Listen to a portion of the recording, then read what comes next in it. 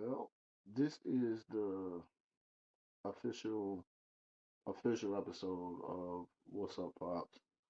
Um, I wanted to get my uncle Philip on here because it's been a while since I've talked to him, but it seems like we're having technical difficulties right now. So, um, truly, I'll just explain more so of the show itself. Like I said before, excuse me, like I said before, fathers, we really get the shit end up sick if you and the person you have a child with, if you guys break up and the entire time we're supposed to be the strong ones, we're supposed to go out and make all the money, we're supposed to do this, we're supposed to do that. And if anything does happen, we're not supposed to let anyone know. Truly, we're not supposed to talk about it in any way, shape, or form. But a lot of fathers, you get PTSD behind it, or you literally work yourself into the ground to try to be happy with someone and that person is not happy with you and you don't know it for years, sometimes for decades. And then when that person leaves you, it's not even about them trying to keep the relationship going with you and the child. First thing they're trying to do is get money from you. I mean, my first baby mother, like, we haven't been together since 2020. And whenever I try to talk about my kids, the first thing that she talks about is how much money I need to give her. It's not about the relationship that I want to have with my kids and stuff like that. It's how much I have not done for them in a time that I've not seen them. I try to message my daughter just to say hi to her and just tell her and her brother that I love them. And that falls on deaf ears. My youngest, he'll be three. He'll be three in September, and I don't get video calls often, but it's a hell of a lot more than with my first two children. So basically, how I do it is, um, like when I first found out that I was gonna be a father, like I truly didn't think it was possible. I really wasn't even thinking about becoming a dad because I'll just use my last relationship. Her son is he'll be 17 this year. Like my youngest, he'll be three. Like I said, he'll be three in September. So she didn't think that she could get pregnant again. Truly, it was crazy finding that out, like that she was pregnant, and I was happy as hell like a little kid. Like I can't even lie. Like I was just happy as shit. Um, I was nervous, but I was happy, and there's really no other feeling to describe that. My little brother, he just had his first child yesterday. So shout out little bro and shout out to Isabella Lee. Like that's my youngest little niece. Like for real. Like it's crazy. Like the biggest learning curve that I've had being a father is you truly, even though your children are from you, none of them are the same. They have some things that they do the same, but they're all unique in their own way. And it's ebbs and flows with each child, and you have to understand that. And the quicker you understand that, not saying the easier things will be, but the better your mentality will be with that. So that's fun with that. Um, the biggest lie from movies that I've seen is truly just that. Like, even if you have twins, both of the twins aren't gonna like the same thing. And you have to understand that. You can't and with you having kids, let's say you have kids and they're 4 years apart, times change because of what you did with your first child, you may not be able to do it all with your second child. So you have to understand that, and you have to have the patience with that. And that's another big thing that goes along with having a child in general is patience. Patience, patience, patience. You have to have patience. There's going to be sleepless nights. There's going to be like nights where you're losing your goddamn mind, but it's it's not about you anymore. When you have that child, it is not about you anymore. It is about that child and what's best for that child. And some people learn the hard way. Some people never learn. You shouldn't have a child. Just because you can doesn't mean you should. And I'm being completely honest with you. I know some people in my family that they shouldn't have had a child. I love all the members of my family, but some of the members of my family are pieces of shit, and I have no problem saying that at all. They may look at me the same way. I can give a flying fuck. I'm dead serious. When I was in my children's life, I did whatever I could for my children. I'm epileptic. I legally cannot work. I'm more of a harm than good being working at McDonald's, and I have the paperwork to back this up. I have over 1,500 pages of documentation from different hospitals saying that I cannot work. But whenever I got denied for SSI, what did I do? Try to take my ass back to work. I kept having seizures, and I had my seizures in my sleep. So I had insomnia because of that. I had PTSD behind that. I pace a lot. I usually don't sleep like that. I usually like to be by myself because I don't trust people and shit like that. It's easy to lay down on the floor or lay down in your bed with the person that you love. And then in my situation, I've woken up in the back of ambulances. I've woken up with 7 to 10 paramedics asking me if I know who I am and where I'm at. And I've had my scariest seizure ever was the girl that I was with at the time. We went to take a nap. I remember giving her a kiss on the shoulder, put my arm around her, telling her that I loved her. The next time that I opened my eyes, I was an hour and a half away. I guess I was having seizures, and they got so bad to the point where I had to be airlifted. I died 2 times on a helicopter. I woke up in the ICU. I had no clue what the hell was going on. So you have to understand it is stressful having a child, but if your heart is truly into it, it's the greatest gift, and there is nothing like it. Do I have any plans for more children? Hell no. Eggs is $8 a carton right now. Milk is $5 a gallon. Man, and I'm not working either. I'm still waiting on the determination from my SSI case. So I do not. I love the three gifts that I have from God. I'm not gonna have any more children. And I love my children to death. I will literally die for my children. I want to give my children my all. I have things in plan that I want to do for them, and I want to be able to do that. And that seriously, there's nothing like it. Did I cry holding my children for the first time? Yeah, I did. Every single one of them.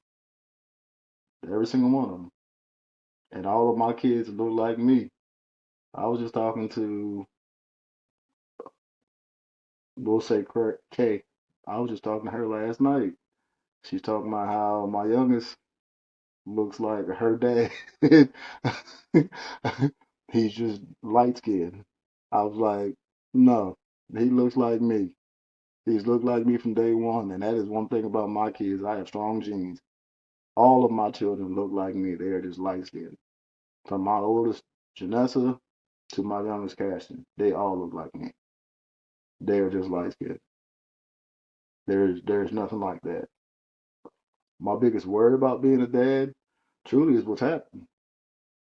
me and their mother broke up, and then not being able to see them.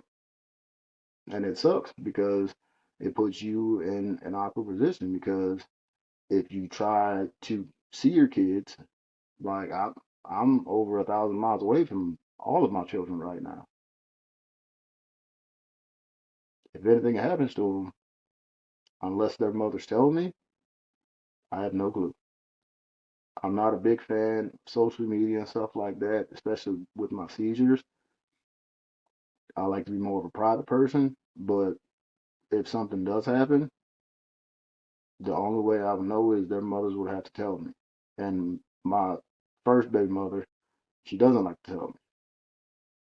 I find out what's going on with my children, well, my oldest two, through my sister.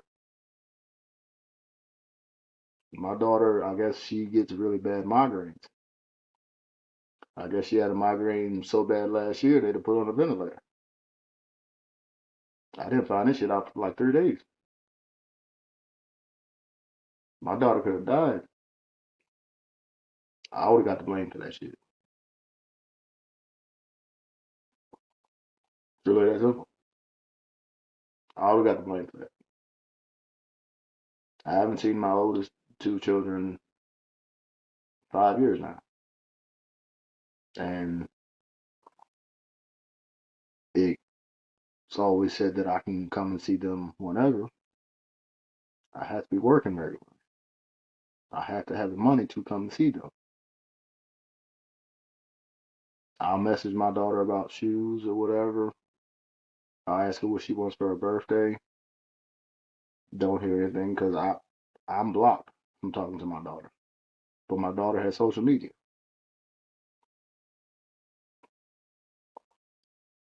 All I can do is hope for the best. And I messaged my daughter like an hour ago. I know they're gonna have a busy weekend because it's Father's Day and the ex is with somebody. So I told her I hope that I would see them soon and that I love them and to give your brother a kiss for me. That's really all that I can say. If there is anything that I could tell my younger self about being a dad, what would I say to me? Enjoy the moment because, especially in my case with my seizures, man, like you can be here today and gone tomorrow. And hold your kids and tell them that you love them.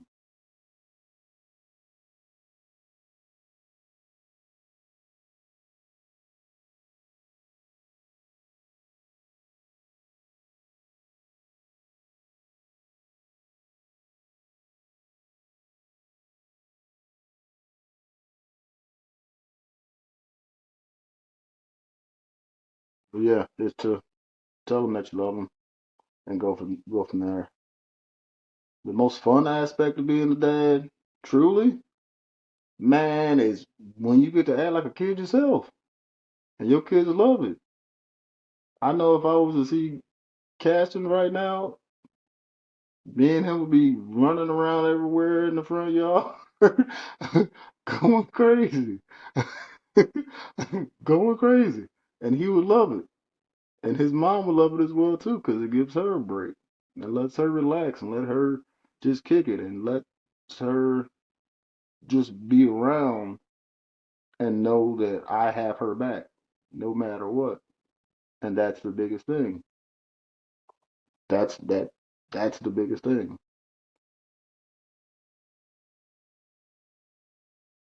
I'm sorry, I keep looking down because I have questions that I wanted to ask there's questions that I ask everybody when they come on and stuff like that. So, um, my next one is, why do you think a father's emotions are often overlooked? And it's like I said, because as dads, truly, you're not supposed to have emotions. You're not supposed to show them none of that. You're supposed to be the provider no matter what. You're supposed to get up, take your ass to work, 12 hours, 16-hour shifts, come home, basically be the disciplinarian if need be, but no matter what, you were supposed to provide monetarily for your kids. But no one gives a fuck about what happens emotionally to your dad being away from your kids. My main focus was starting this was because of my dad. Like, not my biological father. I'm a junior, but all I know is that I drove by this nigga one time when I was in the road with my mom. That's what I was told. Derek, there goes your dad. All I remember is he had gold frame glasses. That's all I can tell you about. The man that I'm talking about is my father, is Anthony Tillman, who was in my life, my entire life. Even when I was drinking all crazy and I lost myself after my uncle died, I that man literally worked until he could not walk. My dad is in the hospital right now, and he has medical issues going on. He needs to get surgery. They're talking about putting him in a nursing home. My dad is why I made this podcast. He doesn't want us to come and see him right now because of the state that he's in. I wanted him to be my first episode. I was gonna have my, like I said, I was gonna have my Uncle Philip on here because I have a close connection with him, even though we haven't talked in a while. But I wanted my dad to be the first person on here, and he can barely talk right now. Like, that shit, it gets to you. It really does. Like, and that's it gets to you.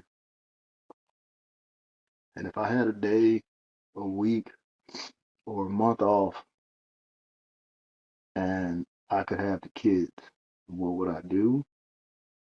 I've told other people this. I've told both of the mothers of my kids, if I could, I'd get a passport and I travel with the kids.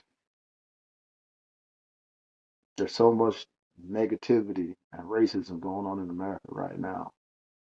I would love to have the kids Johannesburg, South Africa, or Cape Town, or Morocco, and we're in the Times Square, and they don't see black people or white people. They just see people. That would be the most beautiful thing. There's so much negativity, and everything in America is driven by race. You see the videos all the time of how things are driven by race, whether you've done anything or not. And it's sad. It's depressing, truly. You don't even want to go outside. Having my kids seeing the pyramids, being able to touch the Great Wall of China, being in Japan. Think about how small Japan is, an island. There are over 1 billion people there,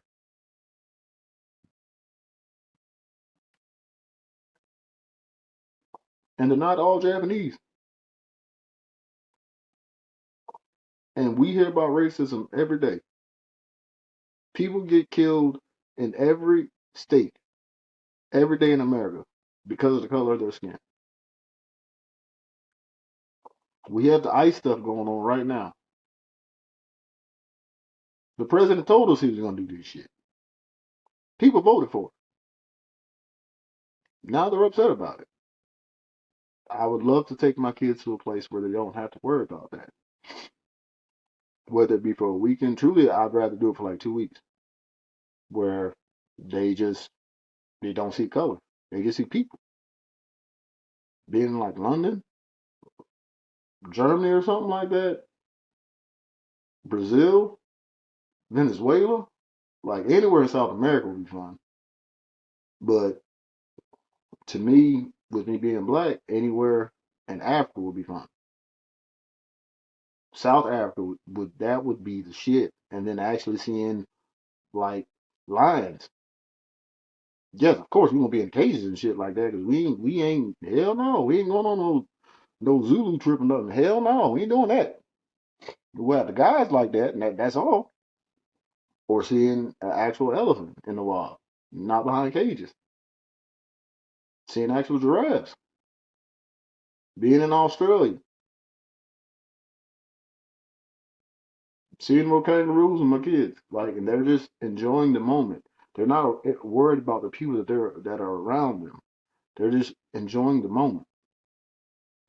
That there's nothing like that. There will be nothing like that. That's bucket list type stuff. And that's truly that's what I'm working to for my kids. Whether people believe that or not, I could care less. People said I wouldn't do this podcast.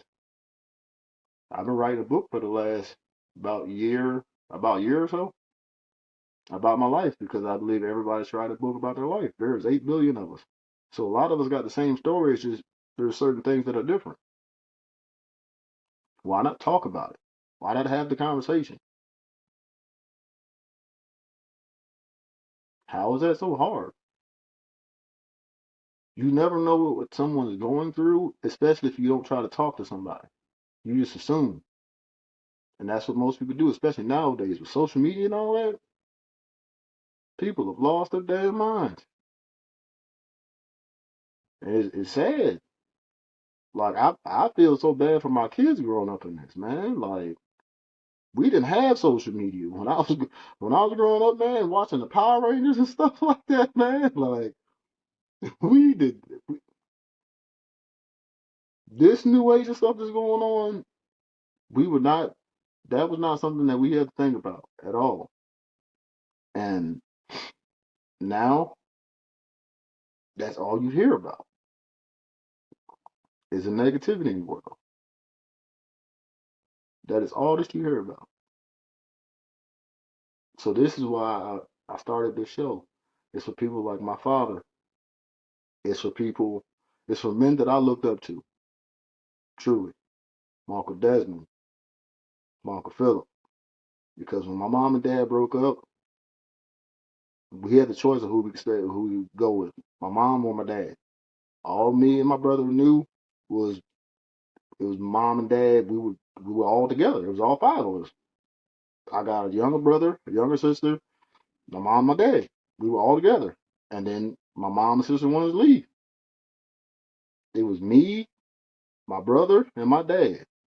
We stayed at my mom's house. So my grandmother on my mother's side, we stayed at her house. Not my dad's mom's, my mom's mom's.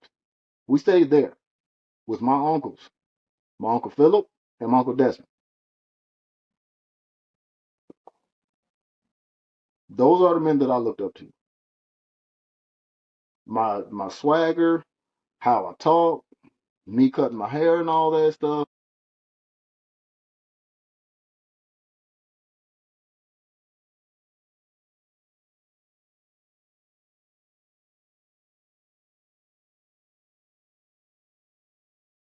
Like that's how I got to be how I am. Some people don't like it, and that is completely fine. But the reason why I made this show was for them, the men in my life who helped me become a better me. And that's why I love you, Pops. I appreciate y'all for being here for this episode, and there'll be many more. And I appreciate y'all for tuning in. Thank you. Love y'all. And enjoy your Father's Day. Enjoy your Father's Day. Seriously. Whether you have your kids with you or not, enjoy your Father's Day. Appreciate y'all. Bye.